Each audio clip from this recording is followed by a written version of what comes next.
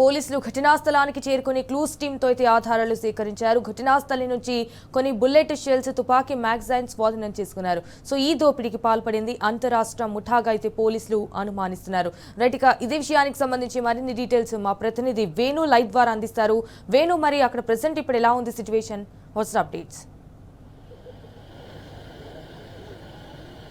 సంజన, అంటే ఇప్పుడిప్పుడే మనకు కొంత సమాచారం వస్తుంది. ఏంటంటే ఈరోజు ఉదయం మామూలుగా వీరు షాప్ తెరిచి షాపులో తమ పనులు వాళ్ళు చేసుకుంటుండగా మొదటగా ఒక వ్యక్తి వచ్చినట్టుగా తెలుస్తుంది. ఆ వ్యక్తి వచ్చి ఒక ఆర్నమెంట్ కావాలని చెప్పి అందులో ఉన్నటువంటి స్టాఫ్ను ఇది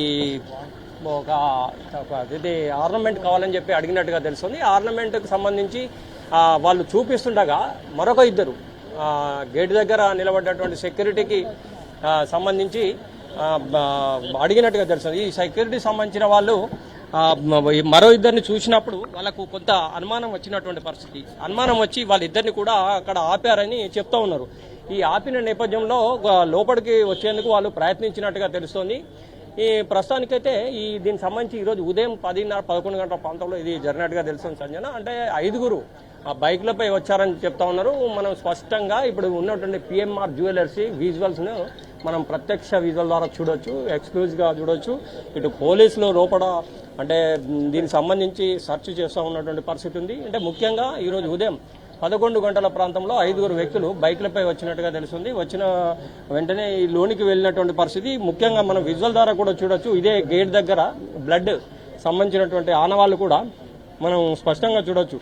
అంటే వచ్చిన వాళ్ళు మొదటగా ఆర్నమెంట్ అడగడము, ఆ తర్వాత మరొక ఇద్దరు ప్రవేశించడంతో వీళ్ళు కొద్దిగా అనుమానం వచ్చినటువంటి ఈ మేనేజర్ ముస్తాక్ కావచ్చు, దానిలో ఉన్నట్టు సిబ్బంది అనుమానం వచ్చి వాళ్ళని ఆపినప్పుడు వెంటనే ఫైరింగ్ స్టార్ట్ చేసినట్టు తెలుస్తుంది సంజన. ఫైరింగ్ స్టార్ట్ చేసుడుతోటే వీళ్ళు భయభ్రాంతులకు గురై బయటికి వచ్చారు.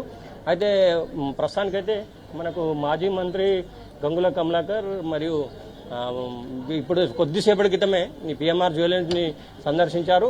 ప్రస్తుతం దీనికి సంబంధించి అంటే తాజాగా అయితే 3 నుంచి 4 కోట్ల వరకు ఆర్నమెంట్ తీసుకుపోయినట్టుగా తెలుస్తుందని చెప్తా ఉన్నారు. అంటే వీళ్ళంతా కూడా అంటే సీసీ కెమెరా ఫుటేజ్ చూసినప్పుడు హుస్నాబాద్ సైడ్ వీళ్ళంతా వెళ్తున్నట్టుగా సమాచారం వస్తుందని చెప్తా ఉన్నారు. హుస్నాబాద్ రూట్లో వెళ్తున్నట్టు, కానీ ఎట్టి పరిస్థితుల్లో నిఘా బృందాలు మాత్రం అనువున గాలిస్తూ ఉన్నారు. ప్రతి క్షణం అంటే ఏ క్షణంలో కూడా వాళ్ళని పట్టుకునేందుకు అన్ని చర్యలు అయితే పోలీసు తీసుకున్నటువంటి పరిస్థితి. కానీ ఇలాంటి సిచ్యుయేషన్ ఒక టౌన్లో జరగడం మాత్రం ప్రజలు భయాందోళనకు గురవుతున్నారని చెప్పి గంగుల కమలాకర్ చెప్పిన నేపథ్యంని ప్రజా శ్రేయస్సు, ప్రజా రక్షణ దృష్ట్యా ఇప్పటికే కరీంనగర్ స్మార్ట్ సిటీ 720 సీసీ కెమెరాలు పెట్టాము.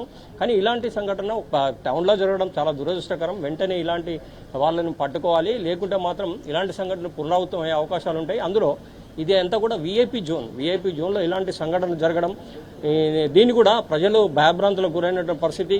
ఇంకోటి ఏంటంటే తప్పనిసరిగా ఇలాంటి సంఘటనలు మరొకసారి పునరావృతం కాకుండా పోలీసులు చర్యలు తీసుకోవాలని చెప్పి మాజీ మంత్రి గంగుల కమలాకర్ చెప్పిన నేపథ్యం. అంటే మొత్తం మీద అయితే దీనికి సంబంధించి 5గురు వచ్చినట్టుగా తెలుస్తుంది సంజన. ఈ 5గురు కూడా మొదటగా వచ్చి ఆ తర్వాత ఒక ఆర్నమెంట్ తీసుకున్న తర్వాత ఈ 4గురు మాత్రం ఫైరింగ్ స్టార్ట్ చేశారు. ఫైరింగ్ స్టార్ట్ చేసి 3 నుంచి 4 కోట్ల వరకు ఆర్నమెంట్ తీసుకుపోయిందని చెప్పి మాజీ మంత్రి గంగుల కమలాకర్ కొద్దిసేపటి క్రితం అయితే చెప్పారు.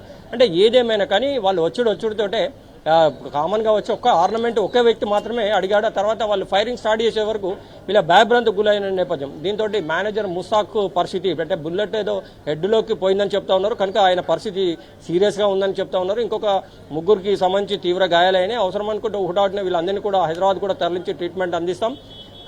పోలీసు మాత్రం ఎక్కడ అంటే ఇప్పటికే వీళ్ళందరినీ కూడా పట్టుకునేందుకు కొన్ని బృందాలు వెళ్ళాయి. ఈ బృందాలన్నీ కూడా ఎట్టి పరిస్థితుల్లో ఏ క్షణాన్నైనా కూడా వాళ్ళని పట్టుకునేందుకు తిరుగుతున్నట్టుగా కూడా మనకు సమాచారం అయితే ఉంది. ఈ నేపథ్యం ఒకటైతే మరోవైపు ఇది వీఐపీ జోన్లో ఇలాంటి సంఘటనలు జరగడం దురదృష్టకరం.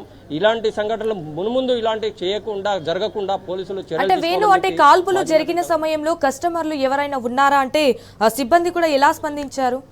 రావాల్సిన అవసరం ఉంది. అసలు యాక్చువల్గా వీళ్ళంతా కూడా ఎక్కడి నుంచి వచ్చారు అంటే మొదటగా ఏమైనా రెక్కి నిర్వహించారా, ఇదివరకు ఏమైనా వచ్చారా, అసలు ఇక్కడ సంఘటన జరిగే ముందు ఇది ఇక్కడ పిఎంఆర్ జ్యువెలర్స్లో ఏ విధంగా చోరీ చేయాలనే దాని మీద ఏమైనా చర్చించారా, లేకపోతే రెక్కి నిర్వహించారా?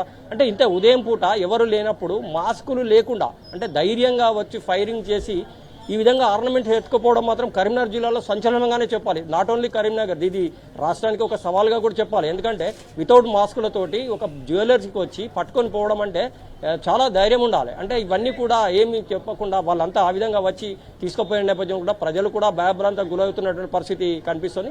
అంటే ఏదేమైనా కానీ మరి ఇంకా అంత సమాచారం రావాలంటే మాత్రం ప్రస్తుతం మనకు సిపి పర్యవేక్షిస్తున్నారు, ఫోరెన్సిక్స్ డిపార్ట్మెంట్ కూడా అక్కడ పర్యవేక్షిస్తూ ఉన్నది. ప్రస్తుతం వీళ్ళకు ట్రీట్మెంట్ అందిస్తూ ఉన్నారు. ఒకవేళ సీరియస్ అనిపిస్తే మాత్రం అవసరమైతే హైదరాబాద్ తీసుకెళ్లి ట్రీట్మెంట్ ఇప్పిస్తాం ఇలా ఎంప్లాయీస్ అని చెప్తా ఉన్నటువంటి పరిస్థితి అయితే మనకు కనిపిస్తుంది. సిపి ప్రెస్ మీట్ ద్వారా మీడియాకు మాట్లాడితే ఇంకా సమాచారం అయితే వచ్చే అవకాశం ఉందని చెప్పొచ్చు. ప్రస్తుతానికైతే ఇలా లోపల సిపి పర్యవేక్షిస్తూ ఉన్నారు. దానికి సంబంధించి అయితే ఇందులో ఒక ఎంప్లాయీ ఉన్నారు, వారితో కూడా మాట్లాడి మరిన్ని విషయాలు తెలుసుకునే ప్రయత్నం చేద్దాం. నలుగురు దెబ్బలు తాకినాయి అన్న. స్టోర్ మేనేజర్కి వచ్చేసి హెడ్కి ఒకటి తాకింది, ముస్తక్. అండ్ మళ్ళీ వచ్చేసి సేల్స్ పర్సన్ ఒక పర్సన్, ఇన్వెంటరీ పర్సన్ ఒక పర్సన్కి. Inventory person Madhukar, sales person Kamal, ఒక సెక్యూరిటీ కూడా కొంచెం కాళ్ళకు ఒక బుల్లెట్ తాకింది. ప్రస్తుతానికి ఒకరు రేనే హాస్పిటల్లో, ఇంకోళ్ళు మన ఇక్కడ సన్షైన్ హాస్పిటల్ అనుకుంటుంది. నేను ఇక్కడికి వచ్చేసరికి 11:30. యాక్చువల్లీ ఇక్కడ ఆల్రెడీ బుల్లెట్ తాకిన పర్సన్ మా స్టోర్ దగ్గరకు వచ్చి చూసేసరికి అంత మొత్తం బ్లడ్డే ఉంది కంప్లీట్గా.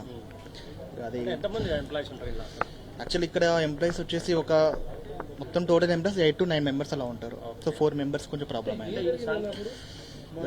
ఏం జరిగిందో అనేది కూడా మనకు ఐడియా లేదు. జస్ట్ నాకు తెలిసింది ఏంటంటే నార్మల్ కామన్గానే ఒక కస్టమర్స్ అయినా వచ్చారు ఒక పర్సన్. ఆ తర్వాత వాళ్ళతో మాట్లాడేటప్పుడే మళ్ళీ సడన్గా ఒకటేసారి అందరూ ఒక 4 to 5 members సడన్గా వచ్చేసరికి ఒక 1 to 3 minutesలోనే మొత్తం అంతా ఆల్మోస్ట్ ఊళ్ళో అందరూ ఉన్నారు. ఒక 6 members అలా ఉన్నారు. బట్ కాకపోతే లక్ ఏంటంటే ఫీమేల్స్ని మాత్రం ఏం కాలేదు, వాళ్ళని ఏం డిస్టర్బ్ చేయలేదు. ఫీమేల్ ఇవ్వలేరు. నా పేరు రాకేష్. ప్రీవియస్ నేను కూడా ఇదే జ్యువెలరీలో 2 years వర్క్ చేశాను. వీళ్ళందరూ నా కొలీగ్స్. నేను వాళ్ళు అసలు యాక్చువల్లీ వాళ్ళని మాత్రం మా రాబరీ చేసిన వాళ్ళు నేను ఎవరిని చూడలేదు ఇంతవరకు. అసలు నేను చూడలేదు. అసలు నేను వాళ్ళు వచ్చినప్పుడు నేను లేను ఇక్కడ. వాళ్ళు వెళ్ళిపోయిన తర్వాత మా పర్సన్ నా దగ్గరకు వచ్చి ఇట్లా జరిగింది అనేసరికి నేను సడన్గా వచ్చి సో మా వాళ్ళందరినీ హాస్పిటల్కు తీసుకురావడం జరిగింది. ఇది మొత్తం మీద సంజన అంటే వీళ్ళైతే అంటే హాస్పిటల్లో అయితే ట్రీట్మెంట్ అందిస్తున్నారు. అంటే మరి కొంచెం సేపట్లో సిపి దీని మీద పూర్తి సమాచారం ఇస్తే తప్ప మరింత సమాచారం మనకు అందే అవకాశం ఉంది. అయితే బృందాలు అయితే వాళ్ళని పట్టుకునేందుకు ఏ క్షణానైనా కూడా పట్టుకునేందుకు సిద్ధంగా ఉన్నారని తెలుస్తోంది.